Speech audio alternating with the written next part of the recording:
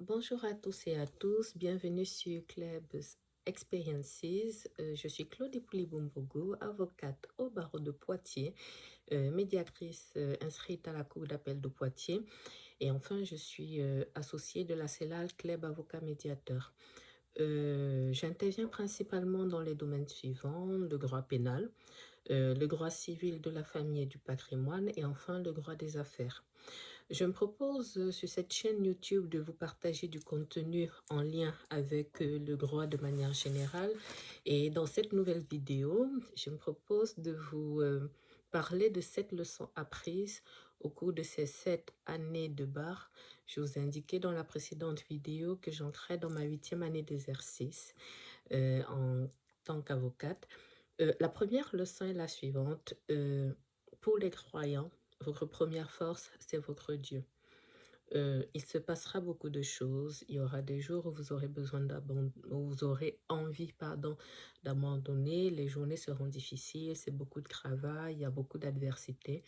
Mais pour vous, les croyants, sachez que le Dieu qui donne la vision, c'est le Dieu qui donne la provision. Donc, peu importe ce qui se passe, votre première solution est d'abord et toujours la prière. Voilà.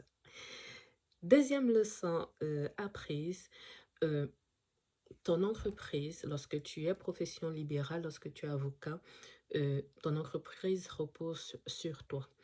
La conséquence est qu'il faut ménager ta santé physique et ta santé mentale. C'est un équilibre qui est difficile à trouver et qu'en réalité on trouve avec le temps, mais c'est un équilibre qu'il est très important d'implémenter le plus rapidement possible. Voilà. Kleb, aujourd'hui, c'est moi. Et si moi, je ne suis pas debout, Kleb tombe. Il m'a fallu du temps pour l'apprendre, mais aujourd'hui, la leçon est apprise. Euh, leçon numéro 3. Leçon numéro 3, l'argent de ton entreprise n'est pas ton argent. Oui. Idée tabou, du moins sujet tabou, idée dont on a parfois connaissance, mais qu'on a du mal à réaliser, à implémenter, surtout lorsqu'on commence et qu'on n'est pas forcément structuré dès le début. C'est une erreur qui peut rapidement arriver. C'est une erreur que j'ai commise en toute humilité et dont j'ai assumé les conséquences et la leçon a été apprise. Donc, l'argent de l'entreprise n'est pas l'argent personnel et les choses doivent être séparées. Leçon numéro 4. Work hard, play harder. Travail, travail, travail. Être profession libérale, dans mon esprit, c'est toujours, je m'imagine toujours une personne qui est sur un vélo. Euh, L'entreprise repose sur soi, mais surtout la croissance de l'entreprise repose sur sa qualité, la capacité de travail. Si vous souhaitez avoir un emploi dans lequel vous travaillez je sais pas moi, de 9 h à 17 h, il ne faut pas être avocat. Parce que la réalité, c'est qu'il va falloir travailler beaucoup, beaucoup, beaucoup plus que ça. Mais c'est un métier qu'on choisit, c'est une passion, c'est une vocation et c'est un métier que je n'ai jamais regretté. C'est l'un des plus grands accomplissements de ma vie, mais surtout c'est un rêve que je vis au quotidien, même s'il n'est pas toujours parfait.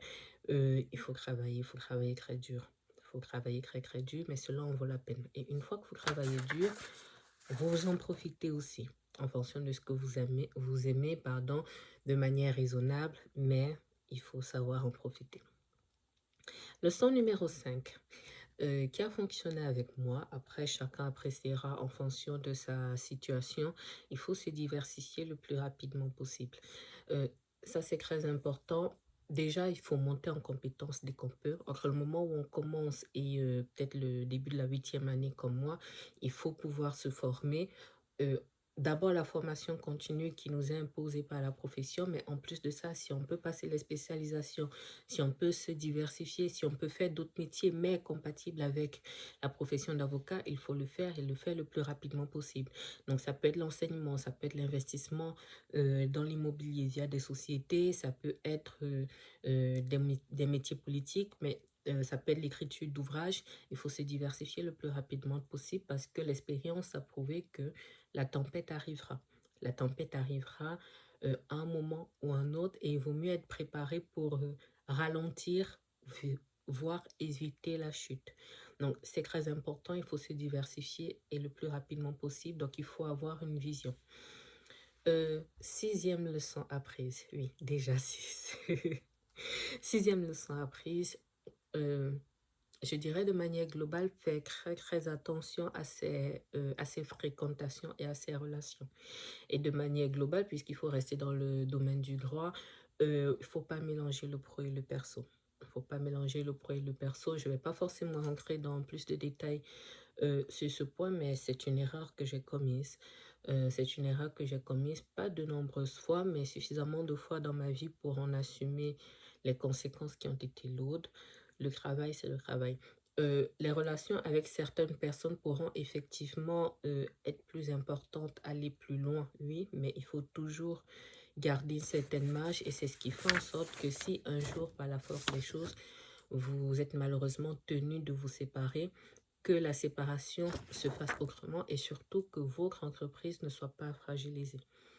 Enfin, dernier conseil, dernière leçon apprise, avoir confiance en soi. L'une des choses qui m'a sauvée jusqu'à présent, littéralement dans cette activité, c'est avoir confiance en soi. J'ai toujours eu confiance en mon Dieu et j'ai toujours eu confiance en moi. Ce sont les deux éléments qui vont vous permettre de passer toutes les étapes. Parce que lorsque vous commencez votre projet, lorsque vous commencez une activité dans des conditions qui ne sont pas forcément optimales, des personnes ne croiront pas en vous. Des personnes vous diront vous n'y arriverez pas. J'ai envie de vous dire, ça c'est leur façon de voir et les pensées des gens ne vous engagent pas. Et j'ai cette force-là d'avoir compris très rapidement que ce que les gens racontent ne me concerne en rien. Ce qui me concerne, c'est ce que je pense de moi, ce que mon Dieu pense de moi, et ensuite ce que mon entourage proche, les personnes qui me connaissent vraiment, pensent de moi. Et ça, c'est extrêmement important parce que si vous n'avez pas confiance en vous, lorsque les moments difficiles arriveront, lorsque les gens vous feront des choses, lorsque vous commettrez des erreurs, vous aurez envie d'abandonner parce que vous aurez perdu en fait cette flamme de départ, ce pourquoi, et vous aurez oublié ce dont vous êtes capable. Voilà. Donc, point très important, et j'aime bien souvent dire à mes clients que la chute d'un homme n'est pas la fin de sa vie. Cela veut dire que même lorsque peut-être vous commettrez des erreurs, lorsque des moments difficiles arriveront, il faut avoir cette aptitude-là à se relever rapidement, à se dire, il y a une erreur de parcours, il y a une sortie de piste, il faut se réajuster rapidement, voir ce qui doit être fait et puis repartir. C'est extrêmement important.